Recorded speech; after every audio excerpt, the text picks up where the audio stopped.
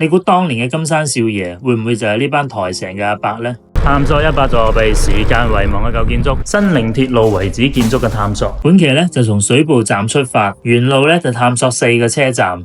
根據艾水哥嘅記載呢，水埗站到東坑站大概係3.5公里。猜測呢，佢當時就係行呢條路嘅。我就老老實實啦，行陳怡禧路，跟住轉入南興路直行，就到咗呢個位置東坑路口。穿過隧道直行幾百米呢，就到咗東坑學校。路上見到呢座樓有啲車站嘅感覺，呢間屋真係有啲可惜啊，應該就係新寧鐵路時期嘅產物。呢排樓呢就建喺東坑學校隔籬，想當年呢都係富甲一方嘅。艾水哥話呢，東坑火車站就建喺東坑學校嘅操場嘅位置，同東坑站嘅位置影個相先。東坑學校嘅另一邊呢幾座樓呢，依家嚟睇呢都係相當之靚嘅，你睇下全部都係細節。好啦，出返大路，大概2公里呢就到咗板江。艾水哥話呢，板江管區呢就係板江火車站嘅遺址。呢啲咪傳說中嘅物是人非咯。沿住橋湖路直行，大概3.5公里呢就到達靈城站，即係依家台山商業城嘅位置啊。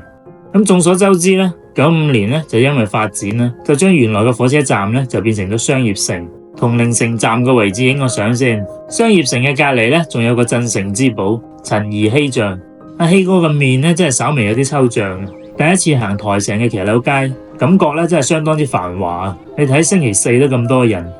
喂，呢個禮拜堂靚啊，佢係仿哥特式建築。就咁睇呢，廣州嘅步行街呢，真係拍馬都追唔上呢條街啊！有冇網友知道呢間嘢係咩名堂呢？哇，你睇下多人到，呢條街完全就係經濟起飛嘅感覺啊！呢座建於1935年嘅太平戲院呢，都係相當之壯觀啊！人民路呢個位置就更加過癮啦！我突然間諗起上條片講金山少爺嘅場景，咁呢班阿伯會唔會就係當年嘅金山少爺呢？我估全國呢都冇幾個地方好似呢度咁樣，咁多換匯嘅阿姨啊！華僑之鄉果然係名不虛傳啊！哇，呢個位置真係超級正！